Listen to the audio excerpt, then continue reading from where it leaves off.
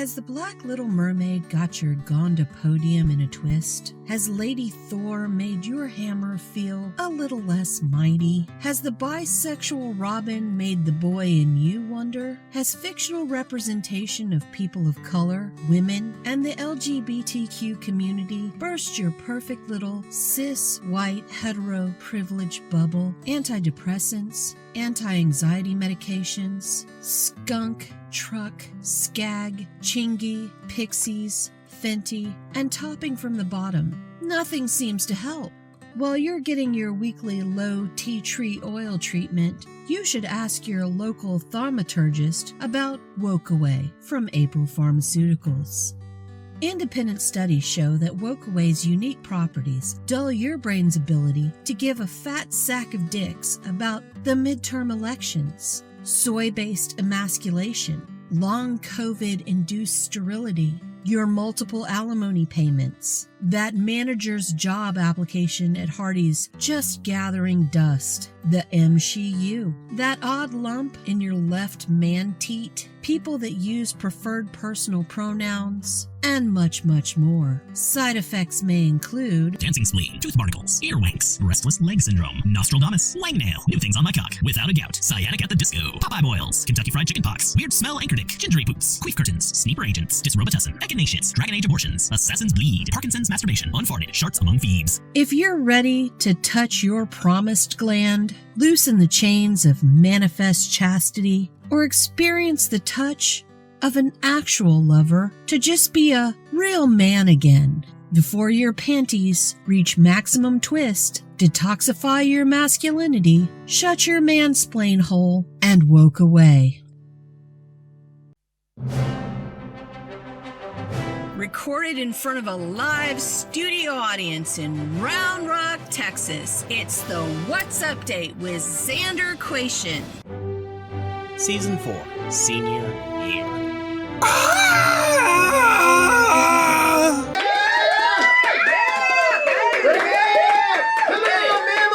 Welcome to the What's Update. I'm Xander IMDb. Let's get started. Yeah! We've been away all summer and decided to ease into the first episode of our 4th season with some stuff that you might have missed while we were away. A tractor trailer near Oklahoma City overturned on Mustang Road, spilling a truly staggering number of dildos and containers of lube. Luckily, no one was injured in the crash, but cleaning up the mess reportedly took hours, heavily plugging up traffic. So, to clarify, a big semi jacked in the middle of the road, squirting its load all over the place. I mean, it's no wonder cleanup took so long. See, this is why you should always wear protection, kids. That's right, mammal. When asked for comment on the accident, the driver assured us that he has never experienced this kind of premature evacuation before, and he swears that he can usually hold on to his load much longer. Oh! That's filthy. That's nasty. Now, while we're on the subject of sloppy dicks, in a scathing rebuke of Trump's puppet judge, Eileen M. Cannon, the U.S. 11th Circuit Court of Appeals restored the Department of Justice's access to the approximately 100 classified documents seized by the FBI at Mar-a-Lago. I mean, Mar-a-Lago. Largo. He's fat. The Fatty Boom Batty Cave. All right. Mar-a-Lago. The 3-judge panel was made up of 2 Trump-appointed judges and 1 appointed by former President Obama. Now, I'm just saying, this wouldn't be the first time one of Trump's side pieces came back to bite him in the ass. Or at least smack him in the ass with a rolled-up magazine with his face on the cover. Oh, that's nasty. That's so gross. And now that you'll never be able to get that image out of your head, mental health experts from the U.S. Preventative Services Task Force recommended that all adults under the age of 65 should be screened for symptoms of anxiety. Leads from the task force said their goal is to identify and begin treatment for mental disorders early on, especially in these trying times of COVID. You know, I should really check in with the crew about that. Hey, have y'all checked in on this? No need, mammal. I already know I got it, and I'm handling my business. you're handling it with truly obscene amounts of dollar store tequila, Craig. I never said I was handling it well, Mammal. Why do you keep letting Craig in for tapings? Because I'm amazing and awesome and very sexy as a snake. We gotta tell security to give him the boot. Yeah. There's a snake in my boot. Wait, I'm a snake in a boot. Stop it, we're gonna get sued by Disney. Shut the fuck up. Shut up, Craig. Reptile roundup. Shut up, Craig. Ginny Thomas, a far-right operative who pushed for the overturning of the 2020 presidential election, has agreed to interview with the House January 6th panel. Thomas was at the Stop the Steal rally on January 6th, and conspired with lawyer John Eastman to push then Vice President Pence to block or delay the electoral certification. For those unfamiliar with the name, Virginia Ginny Thomas is the wife of Supreme Court Justice Clarence Uncle Thomas. Wait, who the fuck wrote this? I'm sure he's somebody's uncle. Okay. Seriously, are you trying to get us canceled? What? That's stupid. Anyway, my friend Jeff said it was okay, and he's a black mamba. Does it make it okay, Craig? Yeah, it does. Alright, I guess that's technically correct. The best kind of correct. But, once again, shut the fuck up, Craig. You shut up, Mammal. Moving on. A Brooklyn jury convicted former R&B singer R. Kelly of producing child sexual abuse imagery and coercing minors into sex acts. That's nasty. This is on top of charges of racketeering and sex trafficking from last year. Kelly is already bracing for 30 years in the joint, and this ruling could add even more time to his sentence. In more practical terms, R. Kelly was found guilty of being a Prince Andrew while black. Oh! It's a royal pain in the ass, I tell you that. According to an article from the Daily Mail, the United Kingdom's royal beekeeper has informed Her Majesty's royal bees that the Queen is dead. Apparently, this is a European tradition in which bees are seen as part of the keeper's family, and important family events should be relayed to the insects. Failing to do so would result in bad luck and misfortune. But this tradition is not used as much these days. The bees weren't invited to the funeral, but it seems they had been to an Irish wake, since they were completely buzzed. Me too, Mammal. You're always buzzed. God. Look, I only read this crap, I don't write it. Yeah, clearly Craig's writing it. Dad, you know what? Yeah, I rush. do. You gotta kick them off the Google Drive. Yep. According to Sea Watch, an organization that monitors harvesting methods of seafood, people need to stop purchasing American lobster, as the methods to catch them endanger the lives of North Atlantic right whales. Reportedly, the ropes and equipment used to catch lobsters in this area can entangle and kill the critically endangered whales. Now, this is obviously quite a concern for the whales, but on the other hand, why the fuck are people eating lobster? I mean, as far as I'm concerned, it is a tasteless, barely adequate transport system for melted butter. Hey, that's true that. I mean, besides, crabs are tastier, and shit, you could catch one of those down at the coast with nothing but an unraveled sweater and the unwiped bits of a Pflugerville squirrel. Oh, nice callback. For them, I've been sticking around for a while. Okay, see previous episodes. Now, I don't know if y'all have noticed, but there has been a lot of really great representation in media these days of Native American and Indigenous people, prompting us to create a brand new segment, Native News. Yeah! The Oglala Sioux and the Cheyenne River Sioux tribes have teamed up to buy 40 acres of land around the Wounded Knee National Historic Landmark. This land is the site of the Wounded Knee Massacre of 1890, where over 200 Native Americans of the Oglala, Standing Rock, Rosebud, and Cheyenne River Sioux were murdered by the U.S. Army. The two tribes will pay a sum of approximately $500,000, preserving the land as a sacred site in remembrance of those lost in the massacre. Now, $500,000 for 40 acres? I'd hate to see how much the mule costs. Oh! Was that a 40 acres and a mule joke? Reparations, son! And we're sticking to the local. Alright, keep it local. Indeed. After defeating first-gen MAGA Barbie Sarah Palin in a special election, Democrat Mary Peltola will represent Alaska's lone U.S. House seat. Peltola, a Western Alaskan Yupik, will become the first Alaskan native in Congress, leaving Palin plenty of time to continue watching Russia from home. Ah! Sorry. Actress and dancer Kehlani Rose, famous for her role as Canadian native Miigwan on the sports comedy masterpiece Shoresy, was shot in the chest outside her Los Angeles apartment this summer. No! Though she was quickly transported to Cedars-Sinai Hospital, stabilized, and is now on the road to recovery, Oh, that's good. the U.S. healthcare system, to put it bluntly, is a greedy motherfucker. Yeah, greedy motherfuckers. Shut up, Craig. Rose has started a GoFundMe page to crowdsource money for her nearly $80,000 in medical bills. Rose has reached nearly $40,000 of the $80,000 goal and still has a long ways to go. If you got the cash to spare, go check out the GoFundMe page and drop some green to help her out. We're rooting for you, Kehlani. Yeah, we are.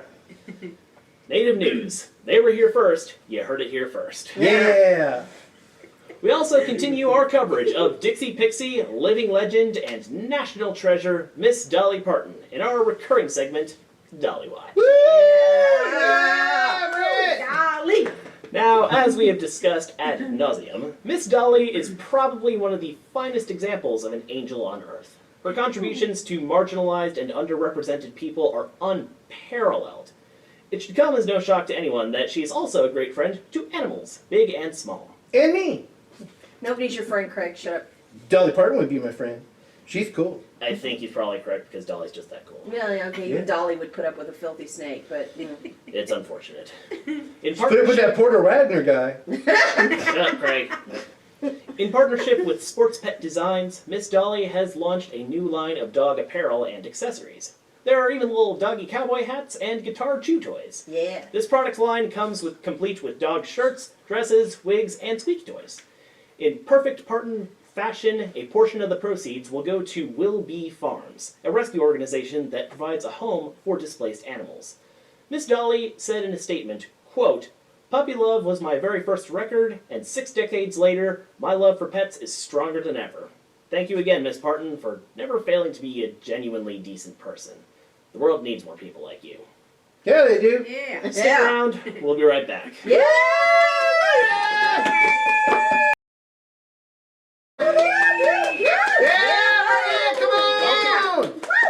Settle down. Welcome back. This is our first episode back from the summer break. It was fairly eventful. I turned 21. My family took me to Vegas for my birthday. It was my first time out of Texas. It was my first time in an airplane.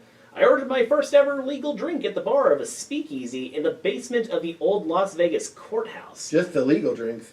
Yeah, well. Shut up, Craig. Across the hall was a real working moonshine distillery. I took a summer class, I stayed up late, I slept late, I played a lot of video games, and managed to avoid the triple-digit heat.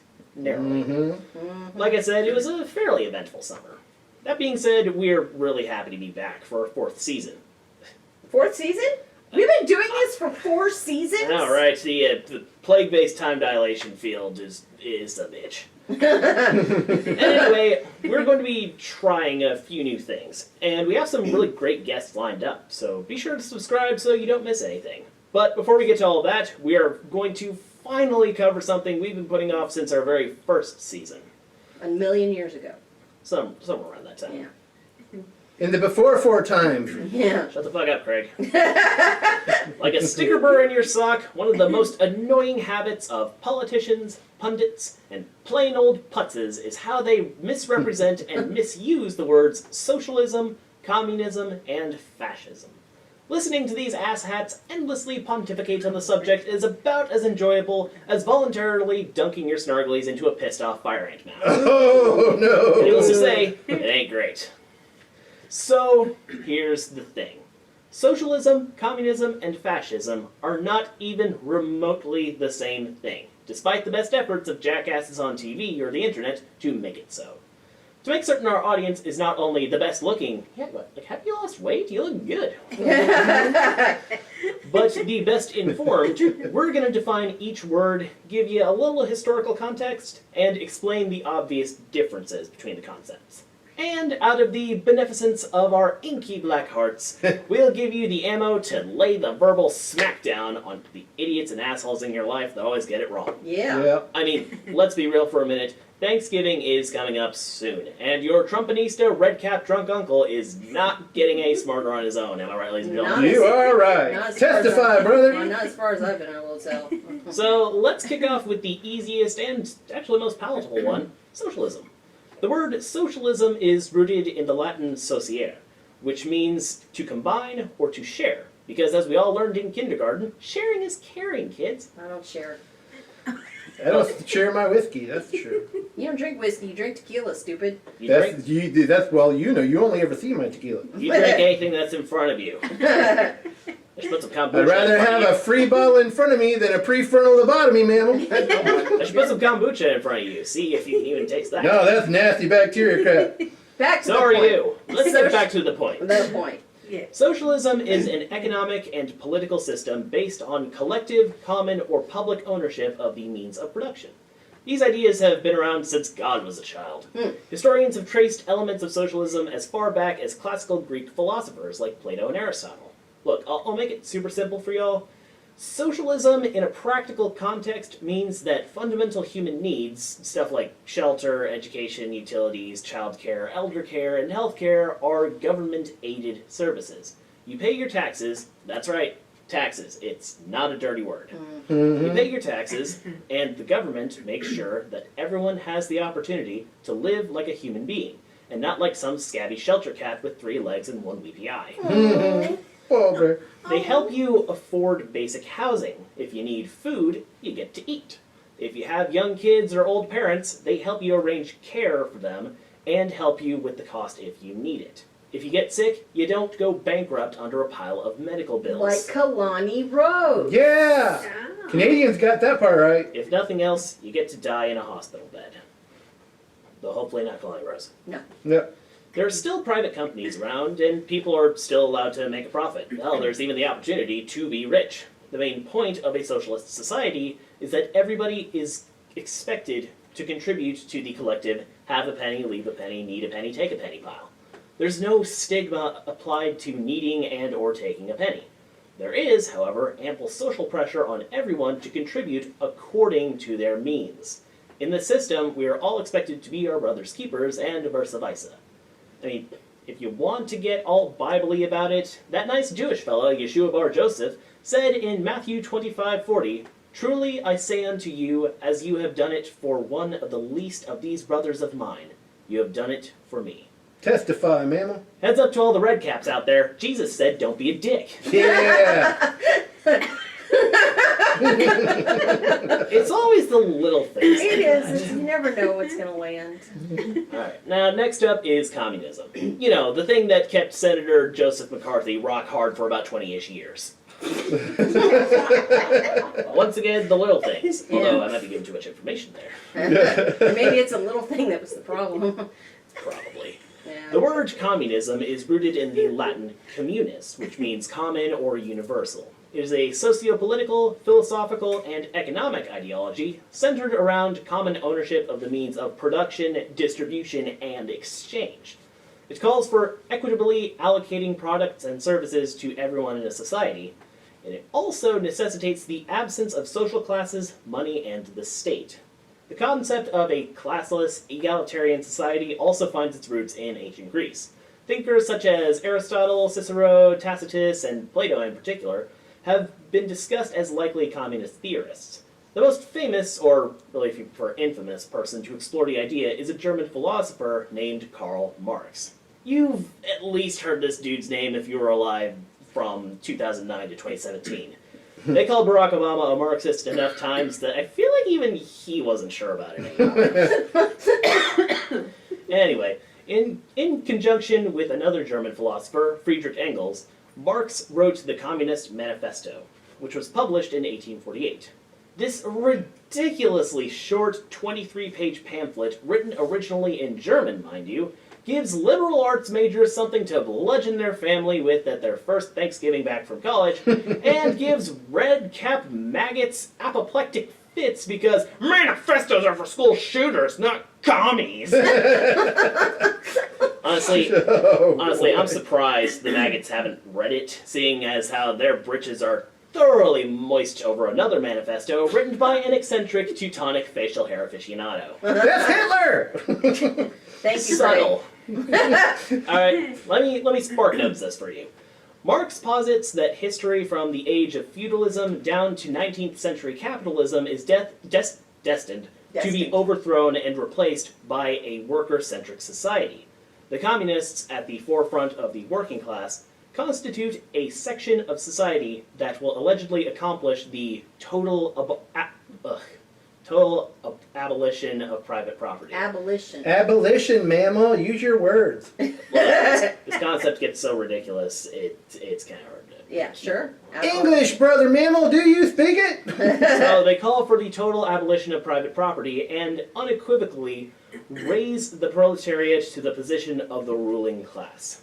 Now, this is all just a really fancy way of saying this shit ain't never gonna happen. No. No. If the ultimate goal of communism is to make sure that everybody, rich, poor, or something in between, dumps all of their worldly possessions into a great big pile, divides that stack by the total number of people, and everyone gets exactly the same amount of stuff, no matter how much they put in the pile in the first place, you can see how this ain't possible because people are involved. Yeah, Mammals. and that. You can't get 5 friends in a room to equally share 8 slices of pizza. Even in the Star Trek future, the captain's quarters are super plush, and Ensign Redshirt Johnson has to bunk with a couple of Andorians and a Ferengi.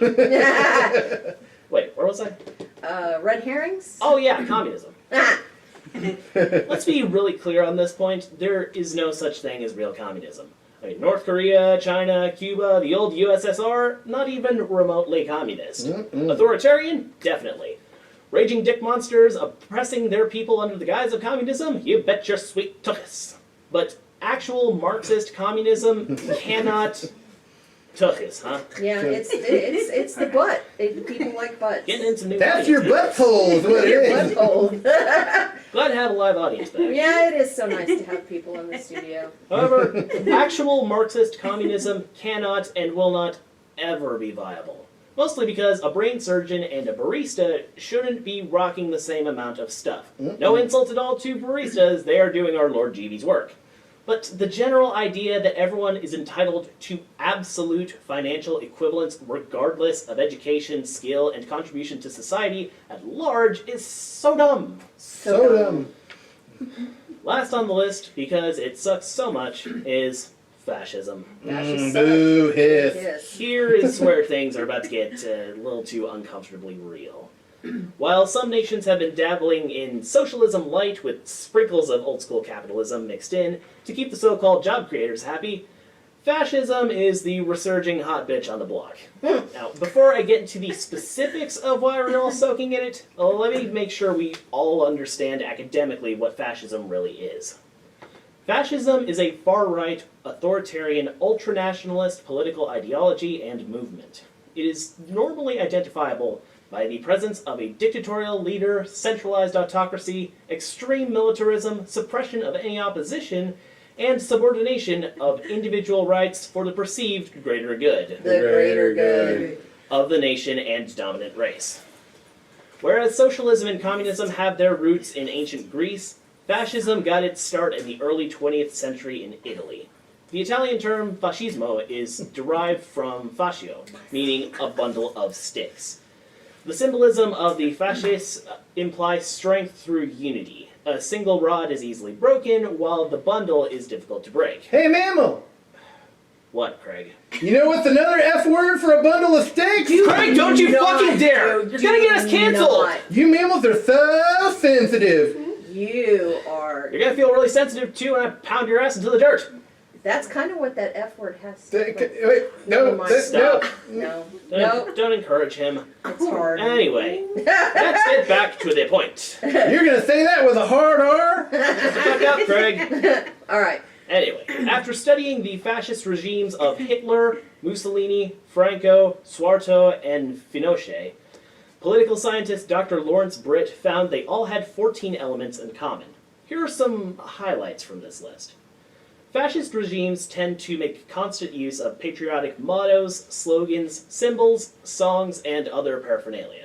Flags are seen everywhere, as are flag symbols on clothing and in public displays. Or on stupid trucks. We're getting there. Because of fear of enemies and the need for security, the people in fascist regimes are persuaded that human rights can be ignored in certain cases because of need. The people tend to look the other way or even approve of torture, summary executions, assassinations, long incarcerations of prisoners, and so on and so forth. The people are rallied into a unifying patriotic frenzy over the need to eliminate a perceived common threat or foe. Racial, ethnic, or religious minorities, liberals, communists, socialists, terrorists, anythingists. The governments of fascist nations tend to be almost exclusively male-dominated. Under fascist regimes, traditional gender roles are made more rigid. Opposition to abortion is at an all-time high, as is homophobia in anti-gay legislation and national policy. Governments in fascist nations tend to use the most common religion in the nation as a tool to manipulate public opinion. Religious rhetoric and terminology is common from government leaders, even when the major tenets of the religion are diametrically opposed to the government's policies or actions. That doesn't happen. Study up a little bit. Look around, man. The industrial and business aristocracy of a fascist nation often are the ones who put the government leaders into power, creating a mutually beneficial business-government relationship and power elite. That explains McConnell. Hang on. Oh, okay. Fascist nations tend to promote and tolerate open hostility towards higher education and academia. It's not uncommon for professors and other academics to be censored or even arrested. Free expression in the arts is openly attacked, and governments often refuse to fund the arts. Under fascist regimes, the police are given almost limitless power to enforce the laws. The people are often willing to overlook police abuses and even forego civil liberties in the name of patriotism. That's not patriotism. There is often a national police force with virtually unlimited power in fascist nations.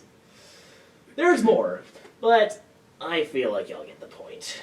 I mean, why does it all seem so familiar? Because we've been tits deep in it since 15 Saudis and their friends crashed a couple of planes into some high-profile buildings in 2001. Yeah! Weren't you born in 2001? Don't make me think about my age. Okay. I don't want to think about it either. Because he's an old man now. And you're an old drunk fool. If you've spent any time paying even a slight amount of attention, you'll have noticed that the rage inducement industry has been purposefully misdefining these concepts for decades. Now, I'm not sure which one is my favorite, but if I were forced to choose, I'd say that the right-wing tendency to use the phrase left-wing fascists is my absolute favorite. Repeat after me, kids. When it comes to Republicans, the accusation is a confession. The accusation is a confession. Very good. This will be on the test. So, when you were sitting at the Thanksgiving table this year and your jackass uncle starts bitching about Dark Brandon calling out the Trumpanisas for being semi-fascist, you can sweetly inform him that it's actually because they're just a bunch of fascism fanboys cosplaying as patriots, protecting God, country, and our freedoms from teachers, librarians, and Gen Z. Stick around. We'll be right back with a much more lighthearted segment with our awesome guest, Richard Horvitz. Yeah!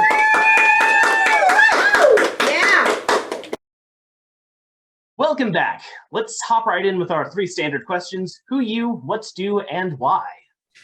Well, I'm Richard Horvitz. I am an actor. I have been since I was 10 years old, so going on 50 years now. I started as an on-camera actor at the age of 10, and I'm mostly known for the past 30 or so years as a voiceover actor for shows like Invader Zim, The Grim Adventures of Billy and Mandy, lots of other ones, The Angry Beavers, and currently I am on a show called Hell of a Boss, which I'm on, and I actually direct it, voice direct it, as well as star in it with an amazing cast and crew. And I'm currently voice directing a new show to come out soon called Has Been Hotel. You're voice directing Has Been? Yes. And, Oh my God. I'm sorry, I'll geek out about that later. Go on. Yes. And let's see. Why? Why? Because I love it. Why? Because I've been a fan of entertainment and performing since I was 5 years old. I was in love with television. I was one of those kids that was sat in front of a television set at a very early age and grew up on a lot of old shows, but they weren't old to me, but they are now. Get Smart, Tom Jones from England, as my mother used to call it, and the Flip Wilson Show. And I just knew at that age, that's what I wanted to do. And I've pursued it ever since. Sounds pretty similar to my own origin story. So we'll see how it goes on my end. Yes. Is there anything you're working on or have coming out soon that you want to tell our audience about at the moment? Well, season 2 of Hell of a Boss comes out, I believe, July 30th. So season 2, Hell of a Boss, is coming out on YouTube. And I got some video games that are coming out that I can't really talk about, but you'll enjoy those. And currently still running up the game charts is Psychonauts 2. Yeah. And also Ratchet and Clank: A Rift Apart, of which I'm also in that one. Nice. And I'm on Loud House. I'm currently on Loud House quite a bit. I play Morpheus and Rodney. So that's all coming out, or it's out and still coming. As usual, you're getting around. I mean, it is kind of hard to find animation that doesn't include your voice at some point. It's like you get something incredibly entertaining, and then you don't expect Warburton or Kenny to show up. Yes, thank you. Yeah, it's you're always one of the greats over here. Thank you.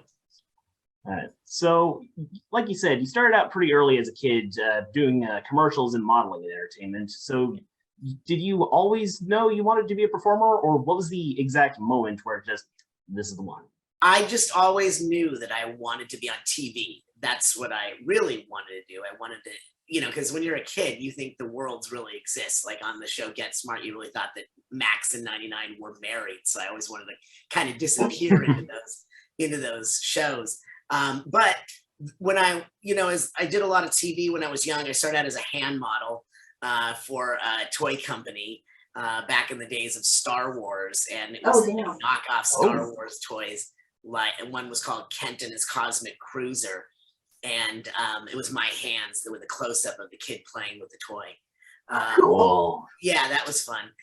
But even though I did a lot of commercials as a small child, from 10 years old to about 13, I was cast in a musical called Oliver, and it was an equity production, and it starred Shani Wallace, who played the original Nancy in the 1968 musical movie, Academy Award-winning movie, Oliver. And it was directed by the Academy Award-winning choreographer of the movie, Anna White, and it starred Dick Shawn and Stubby K and a bunch of people from my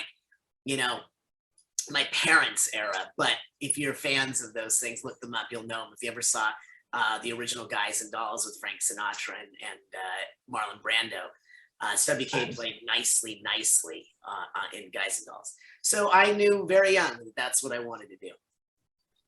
Well, your bio and presenting evidence says that you're a bit of a theater nerd, and with musicals. I'm a huge theater nerd. What draws you to stage versus screen or voiceover performances? What draws me to stage is that it's all, not to use an acting term, because I tend to, stray away from acting terms. But in theater, you're in the moment right then and there. You're experiencing it. Your senses are all alive. If you go up on a line or something happens, you have to, be in that moment. And you get instant audience recognition. So it's just so much fun to disappear into the stories. Musicals in particular are my favorite. I just got back from New York, where I saw my friend Alex, who plays Beetlejuice and is also in Hell of a Boss. Yeah, he's also cool. So the other things, I love voiceover. Film, I love the product of film, but the time to shoot it takes so long. It's so much time. You've heard it a million times.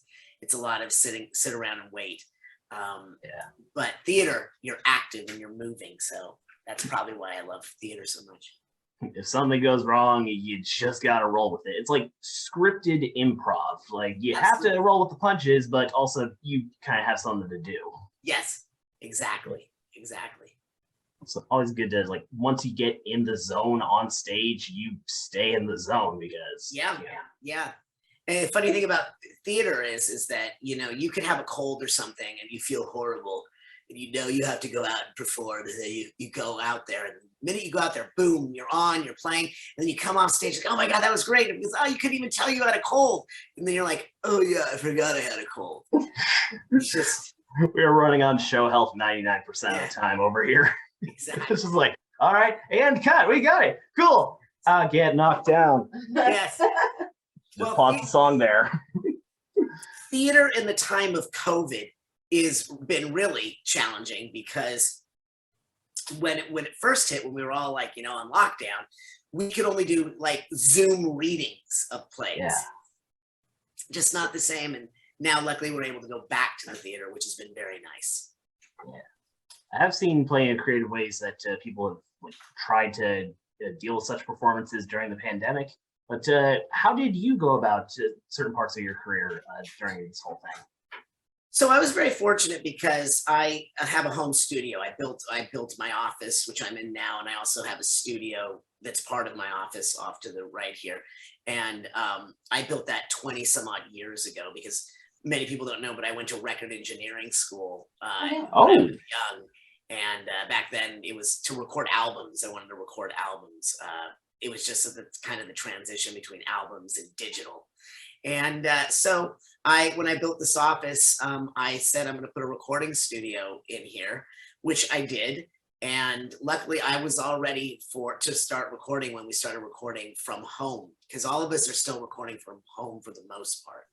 Every now and then there'll be a session, you know, on the other side of the hill here in Los Angeles. That means from the valley to the west side. Yeah. And so that's how I did it. In fact, I had, you know, even during the time of COVID, I directed all of Hell of a Boss from this camera right here where we're sitting. I directed from here. All my actors were all over the country. And when I had to record, I was in my own booth. And that's just how we do it during COVID. Dang. I mean, I figured with like the clarity you got with Hell of a Boss, among other things, I figured you had to have some sort of like recording stuff at your own home. But yes, man, that's a really good setup. Yeah, it's a good setup.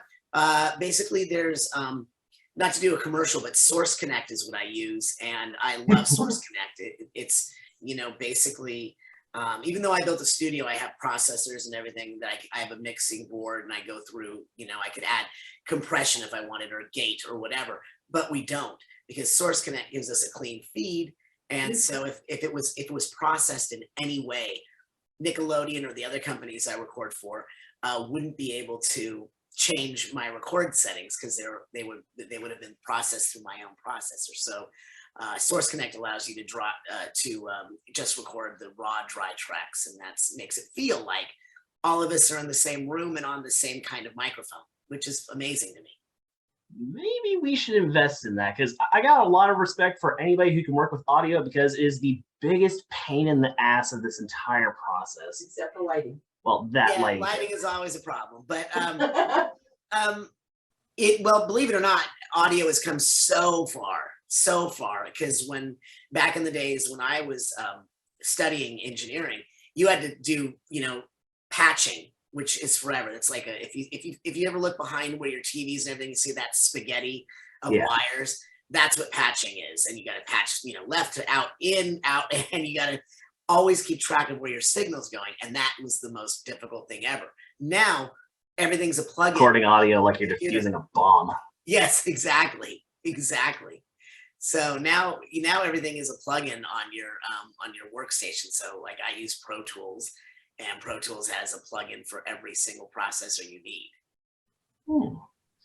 Well, circling back to the like on-stage theater production and all that, have you ever done any Shakespeare? Have I done any Shakespeare? I've not done Shakespeare. I've done Shakespeare for auditions, like when I was auditioning to go to USC Bachelor of Fine Arts program. I did do Shakespeare for my auditions, but I've never done Shakespeare on stage. I've not really done a lot of the classics. I mostly do contemporary or musicals. All right. Well, with a voice like yours, I think you would make a pretty good Puck or Ariel. Yes, very much so. I agree with you. It was like Mickey Rooney as Puck in the old Midsummer's Night Dream on you can see it on Turner Classic Movies now. On the subject of musicals, which musicals do you always wish you could have done? Well, without a doubt, Jesus Christ Superstar is my favorite musical of all time. Yes. I would want to play both Judas and Jesus. Those are two of the best roles in musical theater history. Well, I would love to play Valjean in Les Mis. I would probably more than likely be cast as Javert. But those two, and I love West Side Story, even though, excuse me, even though I'm not really right for any. I mean, I probably would have been like I could have been, like action in West Side Story, but I love West Side Story too. Oh, and Hamilton. I would love to play the King. That's what I'd really like to do. I think you build upon all that awesomeness with Weird Al doing the Hamilton polka, because of course. I've worked with Weird Al. He's a great guy. Damn. That's the second one. He was on the Grim Adventures of Billy and Mandy with us on like 3 or 4 episodes. Damn. We recently talked to Jeff Swampy Marsh of Phineas and Ferb and Milo Murphy's Law. So that's 2 people we'll talk to who have been involved with Al. Yeah, Al loves to do animation. Yeah. We tried to get him for one of our other shows, but he wasn't available, so that was kind of a bummer. He's got his tour that he's doing right now anyway. So I'll be waiting for him to show up as a demon overlord in one of the future episodes.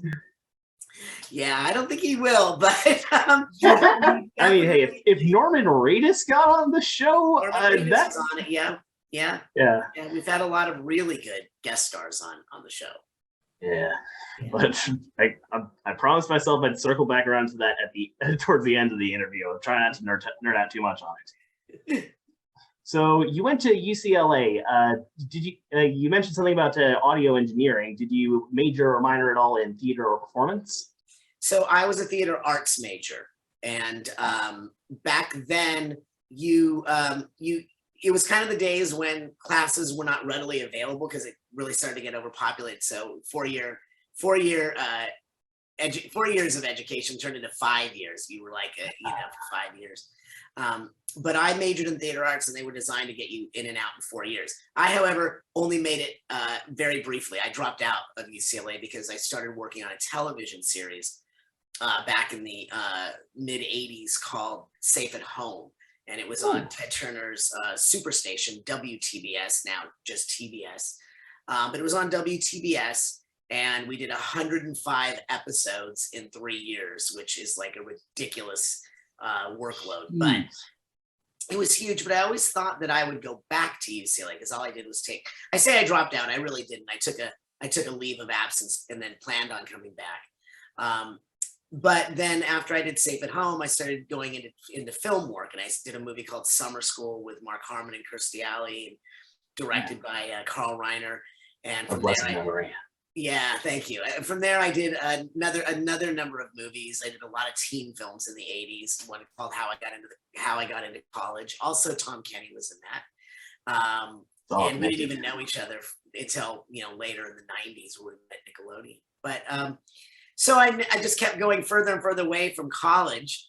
And then I got into voiceover, and, my career, thankfully, has been, a great journey. I always refer to myself as a journeyman in this business because, you start out to be an Oscar-winning actor. Then you go, maybe I'll be an Emmy-winning actor. And you go, okay, maybe I'll just get a series for 6 years or 7 years. And then, okay, I'll do a play. Maybe Golden Globes. Maybe. Yeah. And then after a while, years go by. And like I said, I'm going on 50 years almost that I've been a union member of SAG for almost 50 years. You go, wow, it wasn't exactly the path that I thought it would be, but I'm still here. And so that was just, gratitude, kind of sets in with age. But I never got back to UCLA. And my thoughts were, if I go back to UCLA, I was only majoring in theater arts, and I was already doing what it was I was going to do when I graduated anyway. life takes many turns. My youngest son of 3 just finished his first year of college. My other 2 have already graduated. And with that first year, I told him, "You now are more educated." I said, I am now the least educated member of this family. So circling back to Carl Reiner, that was one of your first films. So what was it like to be directed by one of the greatest sketch comedians of all time? So Carl was exceptionally kind, and right up until his last days, I was friends with Carl. We would socialize, and his nephew George Shapiro, who was the producer of Summer School, and it's Shapiro West, who also produced the Seinfeld show, and they represented Jerry until George's passing just a couple of weeks ago, as a matter of fact. Carl was the kindest person in the world. He let us improvise up a storm while we were shooting. And the funny thing about Carl was, here's this, legend of comedy and TV and film. And whenever I would see him, the first thing he would ask me is, "How are you? Are you a good dad? Are you being a good father?" That was the most important thing to him, because family was more important to Carl than anything in the world, even including his career. Yeah. Truly a blessed memory. Yeah, very much so. It was sad when he passed away, because I really thought he was going to make the 101 is what I gave him, but he just shy. So and like in his memory, and then also on previous subject, you have done sketch comedy in the past. What drew you to that? So a lot of people think of me as an improviser, and I am an improviser when it comes to the work I do, particularly in animation. I improvised up a storm, especially on a show like Angry Beavers, which was a lot of improv, and I was allowed to do a lot of improv on Billy and Mandy. I've been very fortunate to work with creators like Mitch Shower of the Angry Beavers, Jodan Vasquez of Invader Zim, or Maxwell Adams on The Grim Adventures, or Vivian Medrano on Hell of a Boss. And they all know that that's my thing, that I just, once I'm going, I'm playing and I improvise. And they usually let me go, and they'll stop me. They'll say, "Okay, we got enough," or "Yeah, I like that," and it's just a very collaborative process. In regards to sketch comedy, that I've always just been a sketch performer. I started doing sketch comedy, in camps like everybody else, in like summer camp. And then I joined up with Fred Willard, who I worked with for close to 20 years. We did the Tonight Show together. We did Jimmy Kimmel together twice. We performed all over the country doing sketch. We met weekly with his sketch group, and we wrote sketch comedy, and we performed it at Second City, you name it. We performed at San Francisco Sketch Fest. And that to me was my love, because it combined 2 of my favorite things, getting to be comedic and be on stage. So, yeah, I was on Kimmel twice. Those were the fun. I was with Fred on those twice. Dang. And I gotta ask, does it also drive you bonkers when people call comedy sketches skits? Yes. It's like it's not a skit, it's a sketch. There's a freaking difference. Yeah. It does, but that also comes from going to summer camp, which they call skits. So, I mean, I get why people do it, but it's actually sketch comedy, and it's a real art form to writing sketch comedy. One of the members of our group was a man by the name of T-Shawn Shannon, who was the head writer for Saturday Night Live for like 12 years. So, yeah, so we had a lot of really good people in our group. A lot of good people. Yeah, connections, man. Well, we were very good friends with Sam Kinnison's family, and his brother and sister-in-law owned a theater in Upland, and we used to do. Fred and I would perform plays there. We did plays together there. We did sketch comedy there, and yeah, that was in Upland. Well, needless to say, Grove Theater. Well, needless to say, you have an incredibly distinctive voice. At the start of your career, especially in voice acting or voiceover roles, do you get gigs for your specific voice, or did you try and change your voice for more generalized gigs? A couple things. Like it didn't benefit me for on-camera work. That was the problem. So when I was doing, you know, the nerd in everything in the 80s, like Alan Ekian in summer school, it was a benefit. But then when I started to expand into other roles or want to do other kinds of roles, I kept getting the same comment that he doesn't sound like he looks. He doesn't sound like he looks. Kind of like H. John Benjamin. Right. And so I started doing like voice lessons where I learned to talk like this, which eventually became Billy's dad on Billy and Mandy. But I like walked around talking like this. But this wasn't my voice. And it was really a hindrance for me in my mind. And it was my mom, rest her soul, God rest her soul, that said to me, have you ever thought about going into voiceover? You know, maybe that's really where you should be. And so she helped me, you know, transition from the thought that my voice was a negative to a positive.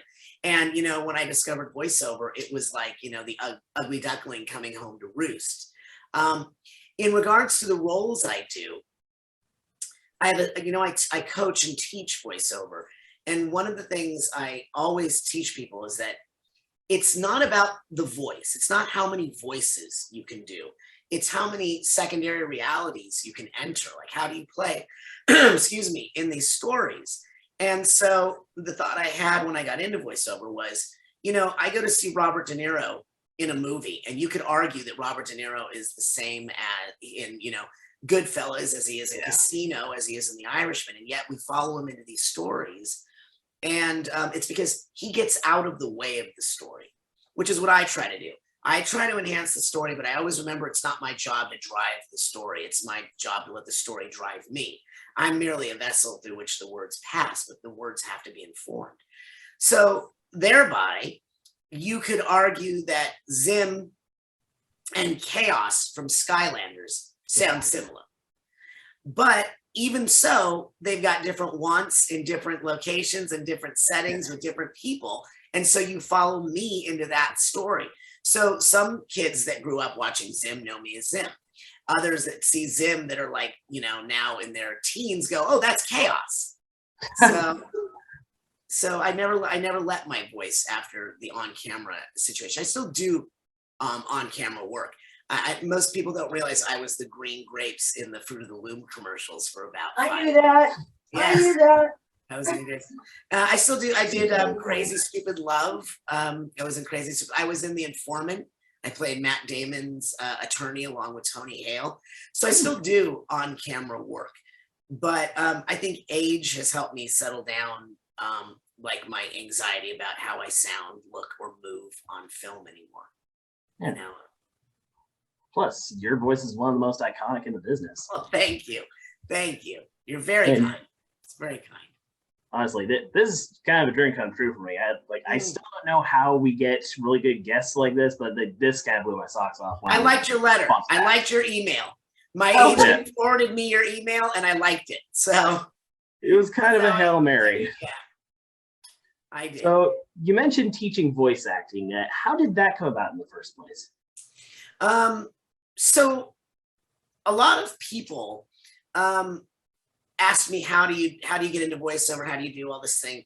And I had studied. So it's funny you asked that question, because when I was going through that period of like the transitioning from more voiceover than on camera, it was a really hard transition for me, because when I was doing on camera, everything was like the nerd, as I said. And I didn't want to play the nerd anymore. And so that kind of limited my opportunities. And at that point, when I thought, you know, my career was over, I was introduced to a woman by the name of Diana Castle. Ooh. And Diana Castle coached, you know, Woody Harrelson and Marissa Tomei. She and Tony Hale, as a matter of fact.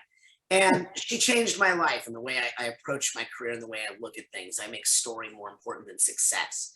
And she helped me to see that I was more of a performer trying to please an audience. But then what happens is, if the audience doesn't react, it affects you on a emotional level that makes you think you suck. So she explained to me there was no audience in a secondary reality. You know, our job, as she said, is to play pretend and play pretend fully. And so I spent 5 years working with her, going from being an impresser to being an expresser, being content with the stories I was telling.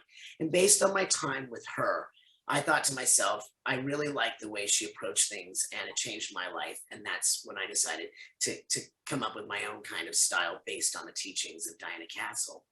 And that has done fabulously well with a lot of my students. I mean, I've had thousands of students over the years. I mean, I've been teaching now since, well, gosh, I've been teaching for about almost 30 years. When I first started doing classes, back in the day of when the governor was running California, I used to teach extended learning courses at California State University Northridge at CSUN, but then when, in an effort to save money, they cut all the extended learning classes, so I didn't have the opportunity to teach at CSUN anymore, and that's when I went into private coaching. What do you like most about teaching? I like to see people succeed. I like to show people that their job is not to book the job, because that's how, you know, if you look at SAG statistics, a working actor, a working voiceover actor who's successful and is doing well and supporting themselves and their family only book about 2 to 3% of everything they read for. And that's batting really high. That's a high average. So that means that we spend more time auditioning than we do actually getting to do what it is we say we do.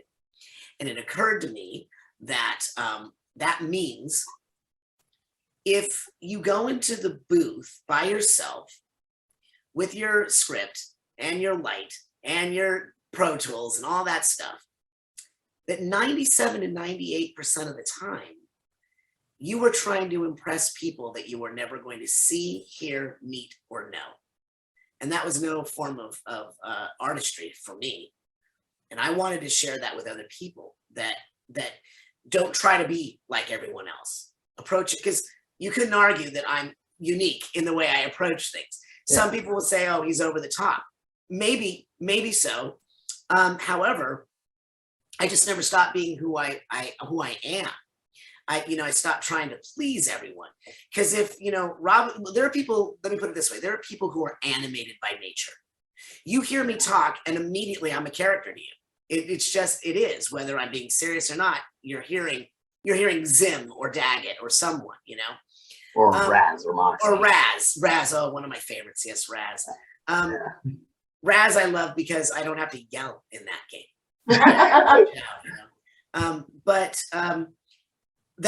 So that's what I like to teach people, is to come up with their own creative voices. Fact of the matter is if you're auditioning for, what I was saying was some people are animated by nature, of which I'm one.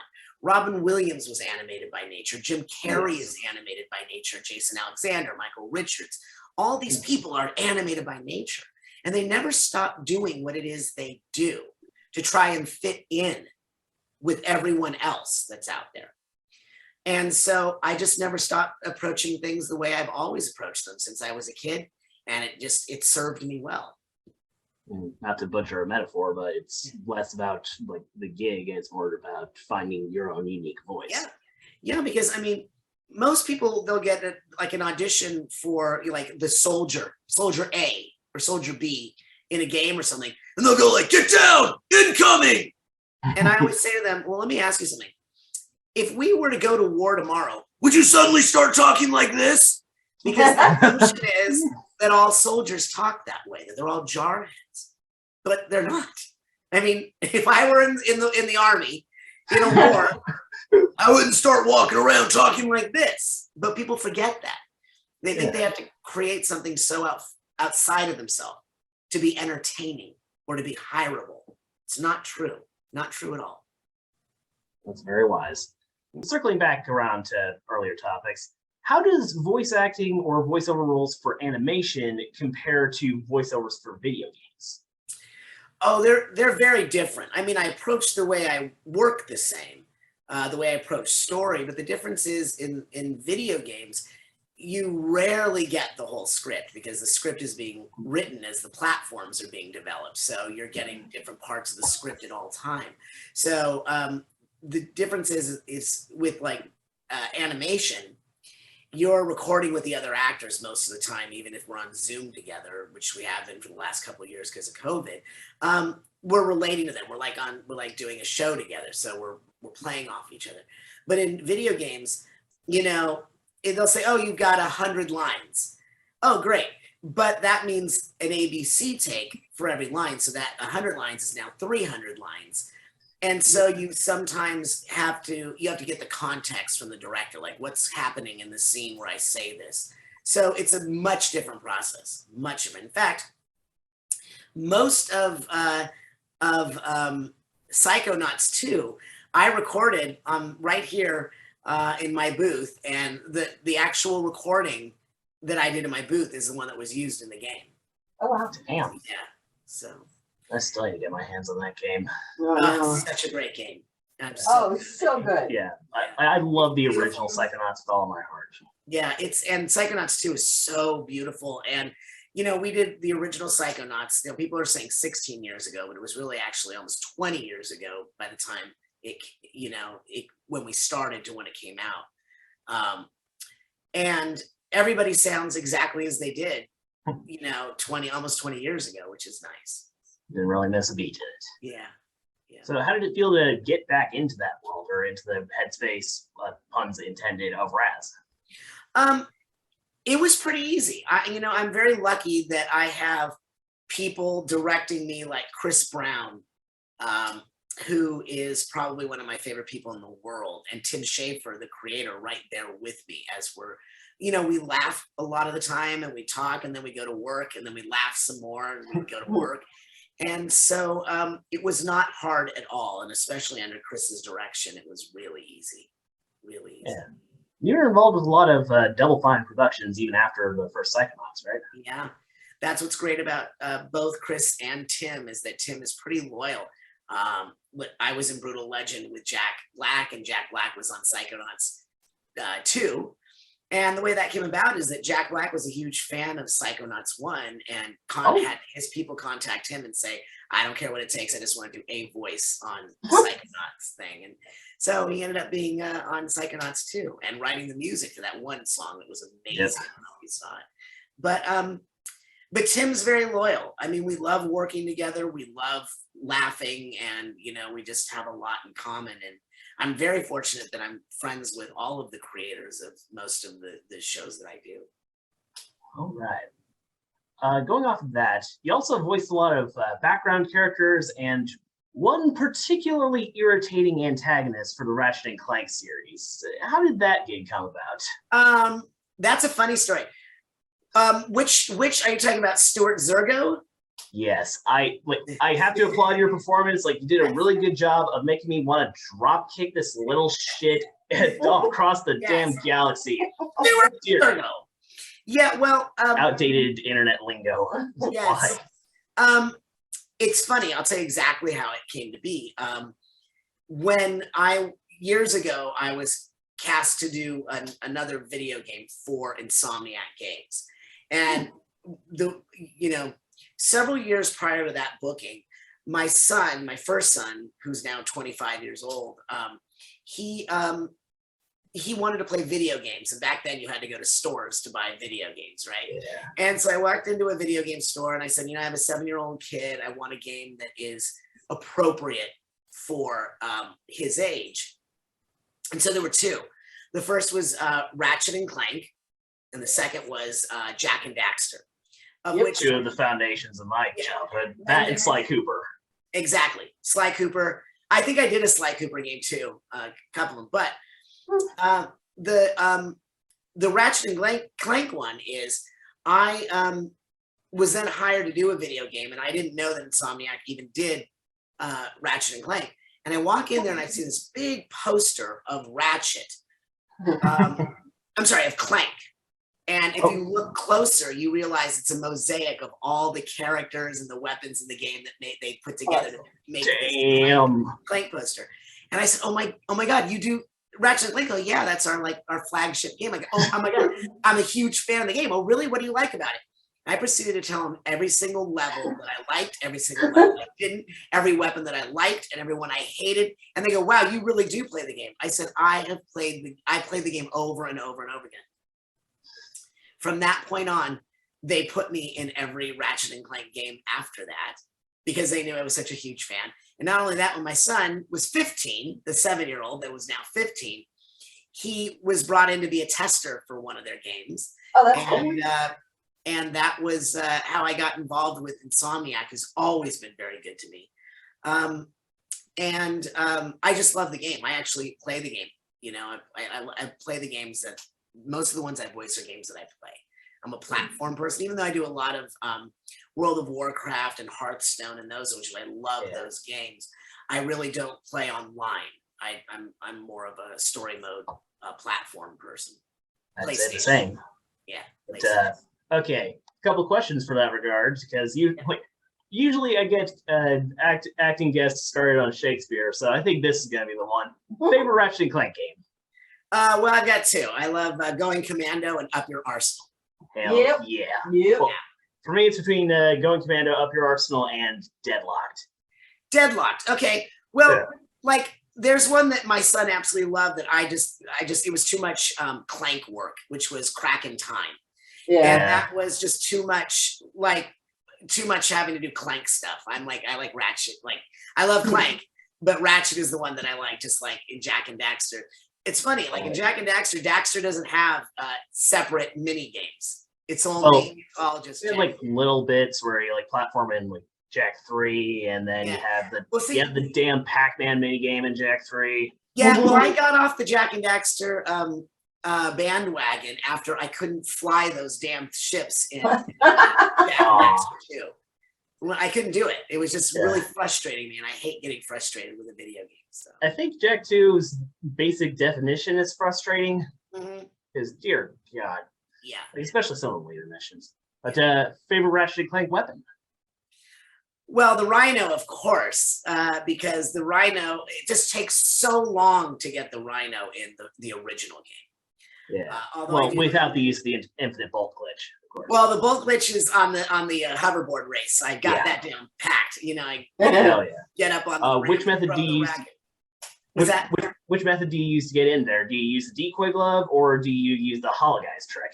I use the decoy glove, and then I can hop up onto that thing and throw the rat. Then I rubber band the control stick down that just keeps throwing the thing at the boxes, and it takes about a day.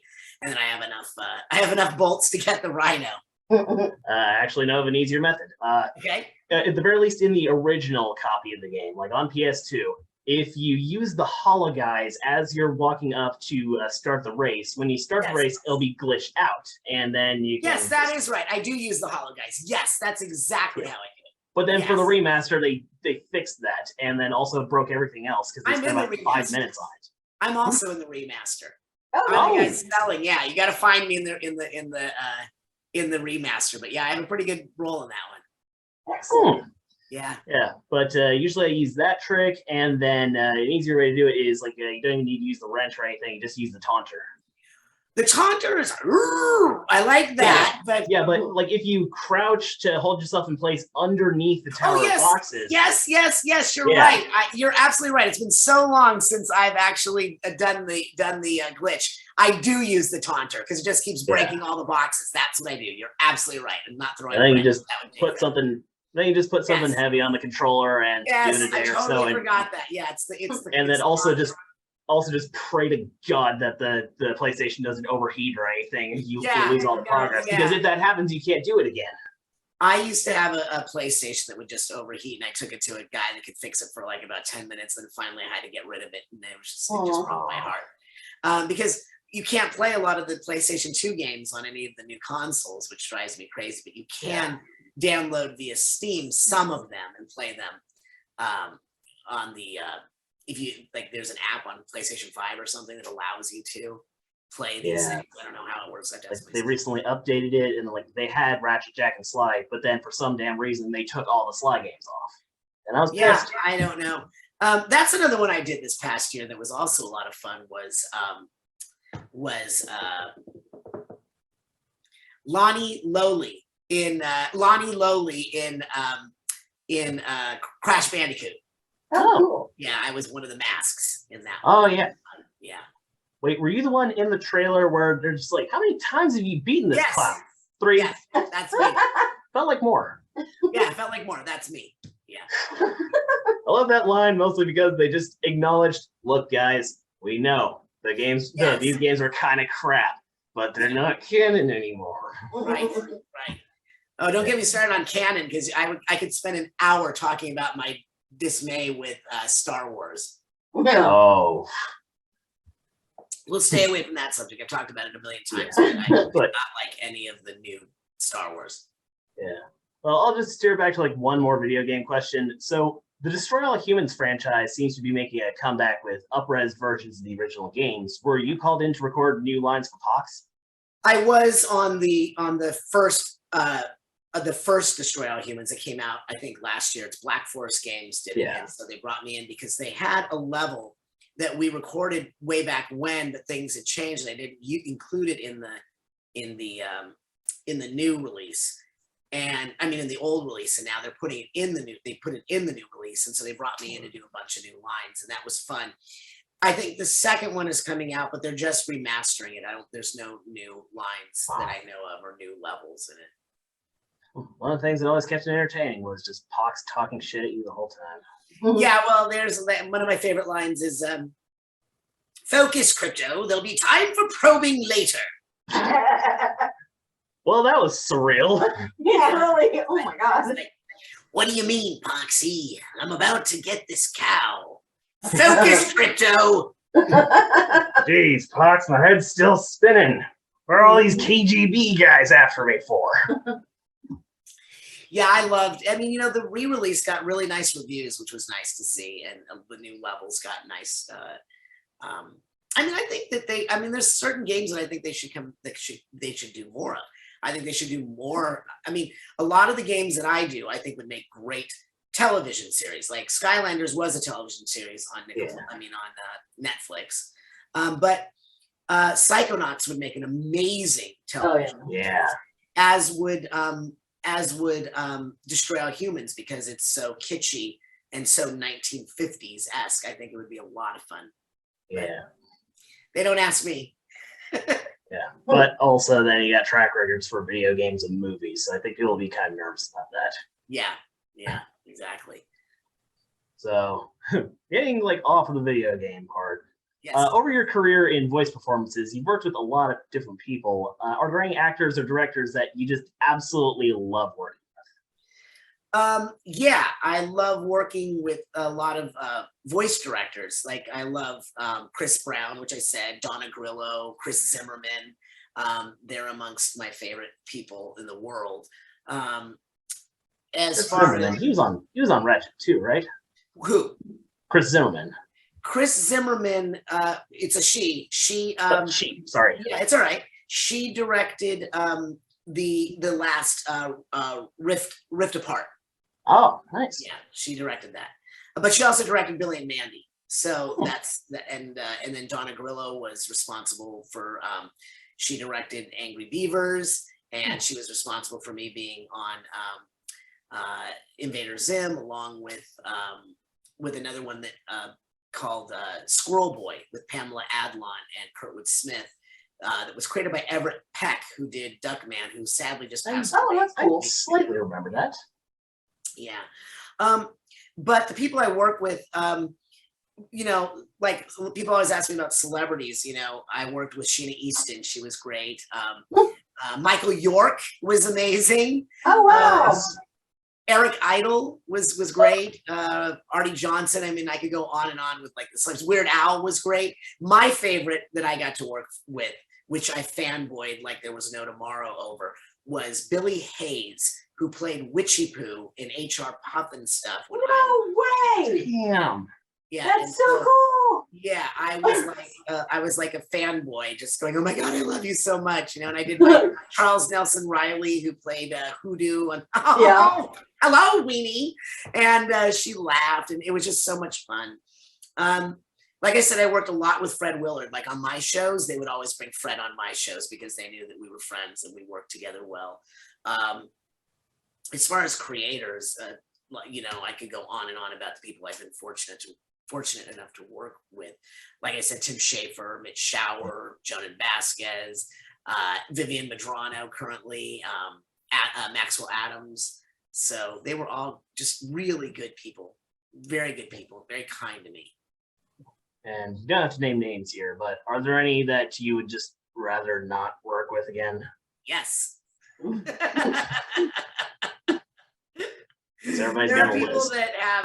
are people that had some egos going on in the booth, which I never understood because all we're doing is playing. So, so yes, there are some. As far as like, some companies that I've worked for, there's a couple I won't work for again. All right, so now that we've gotten through all this, now I can allow myself to geek out over the Vivzieverse. Okay, because I know there are going to be people on the Hell of a Boss and Has Been and Vivzieverse subreddits that are going to want this story. Like, how did you come across Vivian Medrano and her work? I really knew nothing about Vivian, to be honest with you. But I had always known in my career that eventually the kids that grew up watching my shows would one day be in position of wanting to work with the old guy. And so Vivian was a fan of Invader Zim and Billy and Mandy, and she was friends with Maxwell Adams, the creator of Billy and Mandy.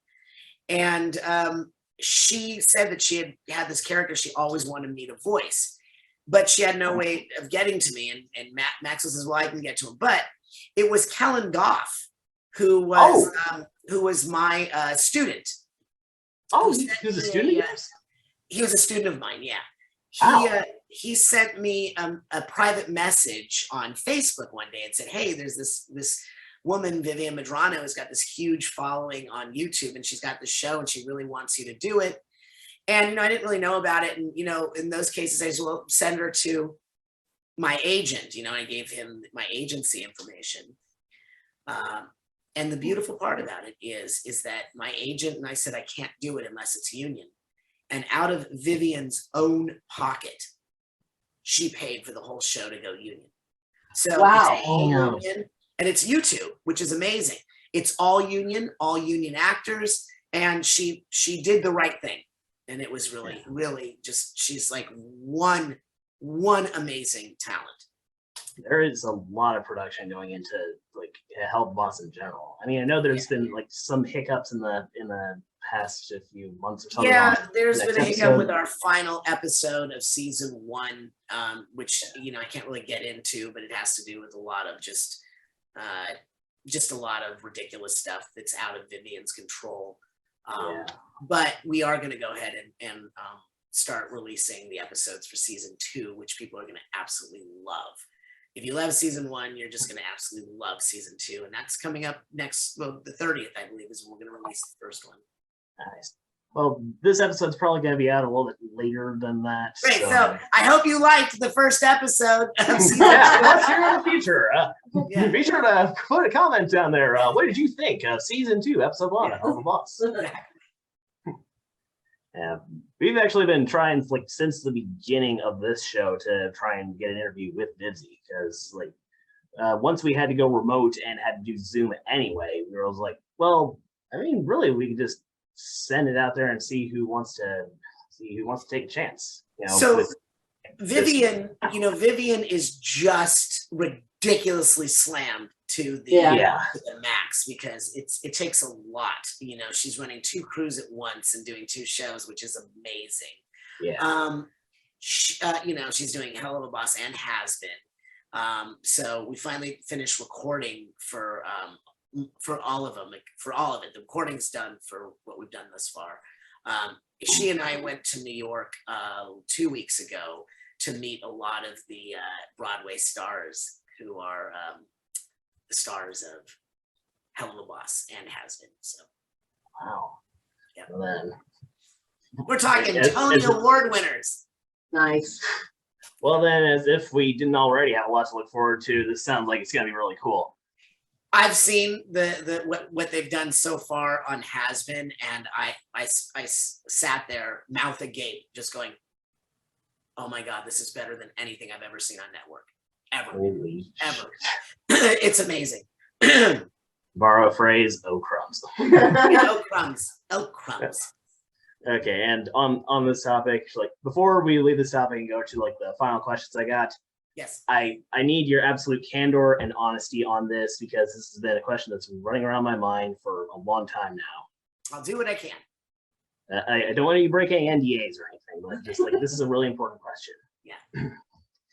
Are you a possum? I am not a possum. I would expect that question from you because you're a human. Allegedly. Allegedly. Yes. Yes. Hey, if you see the kind of if you see this the rest of the studio, we had to make a few deals with demons in order to get some sort of production value. I really can't even answer that question unless I'm drunk because that's a drunk boxing. Yep. Honestly, that is pretty much my favorite episode of season 1. That is one of my favorite episodes, especially the thing about Hell of a Boss is for people who don't watch Hell of a Boss, they usually have a misconception of what it is. They think it's just, all about hell and sex and yada yada. But if you look at it, it's all about relationships and it's more about love than it is anything else. So Yeah, we're like pretty proud of that. We're pretty proud. Found Family with IMP or Moxie Millie, Stolas and Stolas Blitz. and Blitz. Mm-hmm. Very much so. So yeah, there's a lot more to it than people usually expect. Exactly. It's like I went through the same thing with Invader Zim because Invader Zim was canceled prematurely on Nickelodeon, and everyone based the show on like one of my favorite episodes, but it was very dark. It was Dark Harvest, and it was organs, and it was scary. The one that made the news. The one that made the news, and it was a scary episode, but it was brilliant. Everything about Invader Zim, I'm so proud of. Yeah.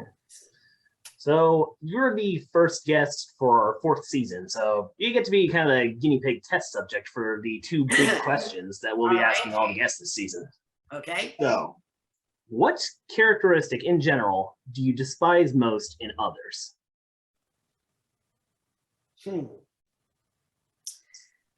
Arrogance. Arrogance. I really hate it. You know what? Let me put it another way. Entitlement. I really go nuts with people who feel entitled. That is quite a problem.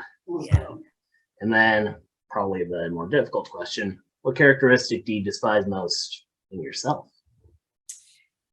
It's really a curse being so smart. That's really, I despise that. Preaching to the choir. Yeah, they say ignorance is bliss, so the inverse Yeah, must be true as exactly. well. For those of us who think it's a very painful life. Especially if you're on this side where you have to actively try and find the funniness in reality. Yeah, I think one of the things that I have to, the thing that I always have to battle is the urge to argue. To argue a point that I think that I'm right about. It's very hard for me to just let things go sometimes. I think that would be my answer. Because for most of the people that you try to argue with, or they're trying to argue with you, they don't actually want the facts or knowledge. They really just want to try and piss you off. Right. It's really hard to not feel the need to be right all the time, especially when you know something to be true. You've got this desire to make people see that you're right is a thing that is pretty rampant in a lot of people, but that's the one I always have to battle. As a friend of mine said one time, it's all right to say I don't know. Well, that is very wise. Yeah. Well, I think that's a pretty good place to wrap it up. So, right. Richard Horvitz, everybody. We'll be Thank right you, back. everyone. We hope you enjoyed season 2. Woo! Oh, hey, thank you very much for watching. I know this one is a little bit late, but that's what a double major and grad school will do to you. We're going to try and keep some semblance of an upload schedule, but it's probably going to be a little bit more few and far between. That's the hazards of aging. They say it's your sex drive that's the first thing to go, but it's actually the ability to keep a schedule. We'd like to thank our very special guest, Richard Horvitz, for being such a wonderful interview, and though he may claim he is not a possum, I remain unconvinced. Be sure to like, share, and subscribe, and as always, it is what it is.